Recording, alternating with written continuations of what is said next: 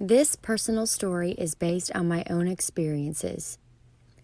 This is not me preaching from a soapbox. Instead, this is my attempt to muddle through some incredibly complex feelings and experiences.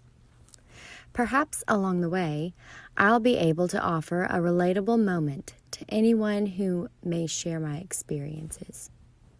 3 days ago, I prayed for the first time in almost 2 years, and I felt like I had come home.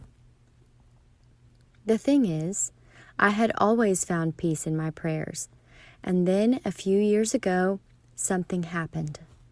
I wed a man who had pretended to be more connected to Islam than he actually was, and I eventually found myself in a marriage that was completely devoid of faith and trust. This may seem minuscule, but these were two things that formed the very core of my being. I get now that it probably wasn't his fault. Faith is so dynamic, not static, and he was probably dealing with his own crisis of faith for longer than I. I was just an unwitting and unwilling passenger in his personal roller coaster of emotions. Of course, this wasn't the only experience shaking my faith. I won't go into details, but at the time, it seemed that I was facing hardship after hardship on every front, personal and professional, and I, a relatively resilient person, was finding it harder to bear. It was unrelenting, and my 24-year-old self just didn't know how to deal.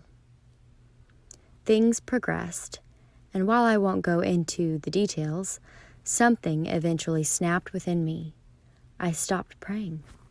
I stopped looking forward to Ramadan. I stopped being a practicing Muslim.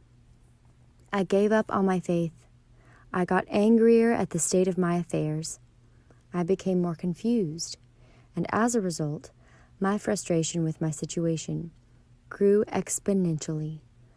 I'm not proud of it, and I'm not making excuses for the choices I made. But more often than not, I wonder where I, a formerly more practicing Muslim, went wrong. I questioned what I had done to deserve these overwhelming feelings of abandonment and fury at turn my life had taken. Despite my best efforts, I had done my best to be good. So what gives?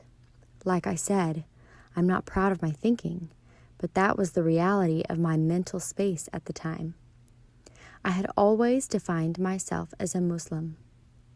Now that I no longer seemed to be a practicing Muslim, according to hallmarks I had set for myself, how was I to define myself?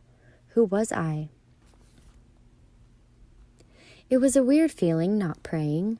I always felt like a little part of me was squirming in discomfort, as if I was in the cusp of missing something. Still, I was too stubborn and perplexed to take the time out to make ablution and sink my feet into the soft fabric of my prayer mat. I had tried so hard to be a good person, a practicing Muslim, and all I wanted was the madness that surrounded me to stop. If throwing myself into my faith couldn't protect me, then what would? Like I said, I'm not proud of my thinking, but as a culmination of my experiences, it was what it was. I don't exactly know what I'm trying to get at here. All I know is I had faith, I lost faith, and perhaps I'm coming back around now. I hope with every fiber of my being that this time around I'll stick to my salah.